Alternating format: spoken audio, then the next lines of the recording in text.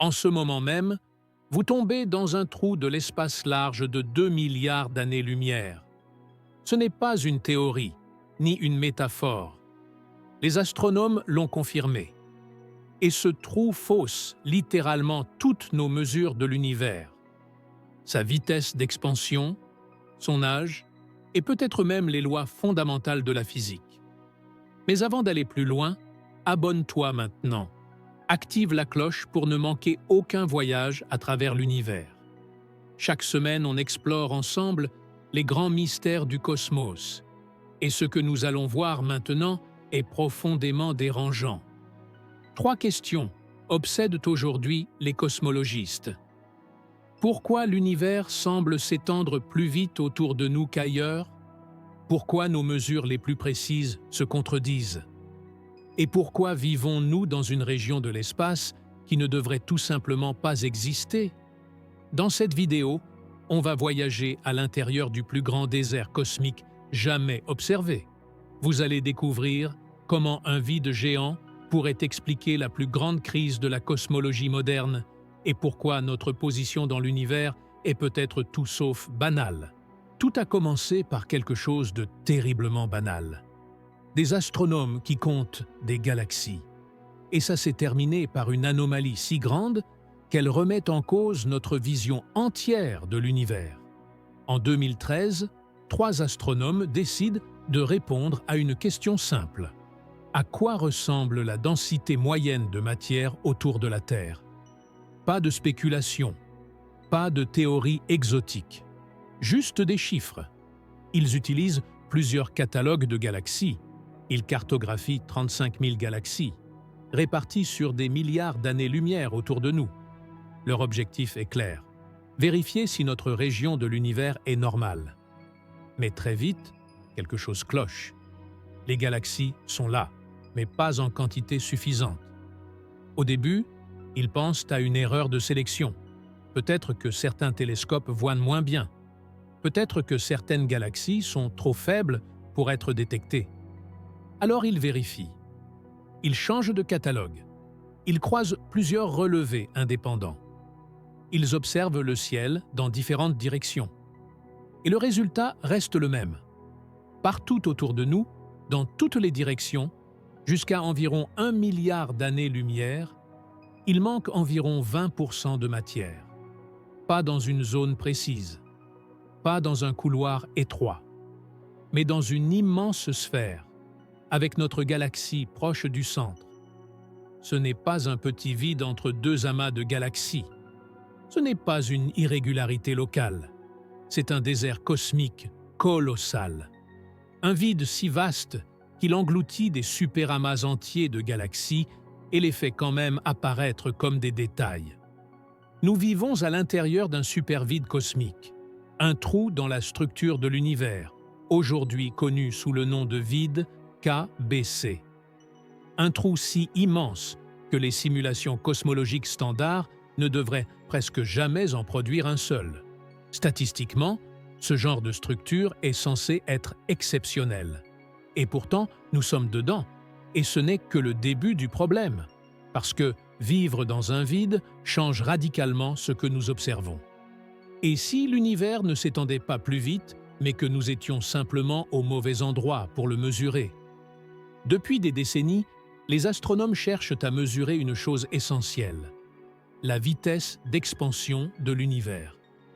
Ce nombre porte un nom, la constante de Hubble. Et aujourd'hui, on sait la mesurer avec une précision incroyable. Le problème, c'est que l'univers nous donne 2 réponses différentes. Quand on regarde l'univers lointain, la lumière la plus ancienne, les premières structures après le Big Bang, on obtient une valeur d'environ 67 km par seconde par mégaparsec. Mais quand on regarde l'univers proche, les supernovas, les étoiles variables, les galaxies autour de nous, on obtient une autre valeur de 73 km par seconde par mégaparsec. La différence semble petite, à peine 9%. Mais en cosmologie, c'est énorme. Ces 2 méthodes sont extrêmement précises. Elles ne devraient pas être en désaccord. Ce conflit porte un nom, la tension de Hubble.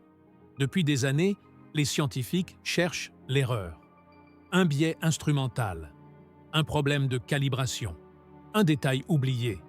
Mais plus les mesures s'améliorent, plus le désaccord persiste. C'est là que le vide KBC entre en jeu. Dans un vide cosmique, la gravité est plus faible que la moyenne. La matière située autour du vide attire tout ce qui est à l'intérieur vers l'extérieur. Résultat, les galaxies dans le vide s'éloignent plus vite que la moyenne cosmique. Donc, quand nous mesurons l'expansion depuis l'intérieur du vide, nous ne voyons pas l'expansion réelle de l'univers. Nous voyons l'expansion de l'univers, la poussée gravitationnelle du vide. Autrement dit, nos mesures locales sont gonflées par notre environnement cosmique. Mais si nos mesures sont biaisées, alors une question encore plus dérangeante apparaît. Et si le vrai problème n'était pas l'univers, mais nous? Toute la cosmologie moderne repose sur un principe fondamental. Nous ne vivons pas dans un endroit spécial, pas au centre, pas dans une région privilégiée, pas dans une zone exceptionnelle. L'univers est censé être, en moyenne, le même partout. Mais le vide KBC viole directement ce principe. Un trou de 2 milliards d'années-lumière de diamètre, avec un déficit de matière massif, et notre galaxie à l'intérieur. Statistiquement, cela ne devrait presque jamais arriver. Et pourtant, les observations s'accumulent. Les galaxies autour de nous se déplacent trop vite. Les flux de matière sont anormalement cohérents. L'expansion locale est trop élevée. L'âge de l'univers devient problématique. Certaines étoiles semblent presque plus vieilles que le cosmos lui-même. Chaque anomalie, prise séparément, pourrait être expliquée. Mais toutes ensemble, elles pointent dans la même direction. Alors, 3 options restent sur la table. Soit le modèle cosmologique standard est incomplet, soit la gravité se comporte différemment à très grande échelle, soit nous vivons réellement dans un endroit cosmique anormal. Dans tous les cas, une chose devient évidente. L'univers que nous mesurons dépend profondément de l'endroit d'où nous l'observons. Et nous observons depuis un désert cosmique géant. Nous ne sommes pas au centre de l'univers. Et pendant des siècles, la science a tout fait pour nous le rappeler. La Terre n'est pas spéciale. Le Soleil n'est pas spécial. La Voie lactée n'est pas spéciale. Mais aujourd'hui, une idée beaucoup plus dérangeante émerge.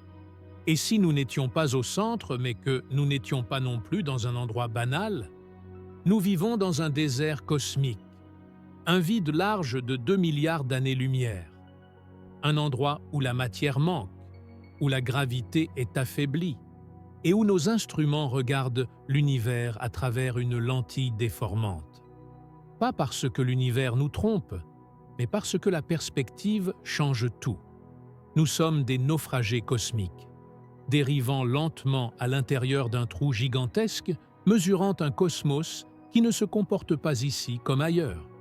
Et pourtant, à partir de ce point biaisé, nous tentons de comprendre l'histoire entière de l'univers. Peut-être que nos équations sont presque justes. Peut-être que la gravité cache encore des secrets. Ou peut-être que la vérité la plus difficile à accepter est simplement celle-ci. L'endroit d'où l'on observe l'univers compte autant que l'univers lui-même. Et ce qui rend cette histoire encore plus vertigineuse, c'est que ce désert cosmique n'est pas une anomalie passagère. Les vides grandissent, l'expansion s'accélère, et à très long terme, ce que nous appelons aujourd'hui structure de l'univers disparaîtra. Et peut-être que la leçon la plus dérangeante de cette histoire n'est pas scientifique, mais profondément humaine. Même armés des instruments les plus précis jamais construits, notre compréhension du cosmos reste liée à notre position. Nous regardons l'univers depuis l'intérieur d'un vide. Et tant que nous n'en sortirons pas, il y aura toujours une part de la réalité que nous ne verrons qu'à travers ce désert. Le cosmos est immense, et notre point de vue ne l'est pas moins.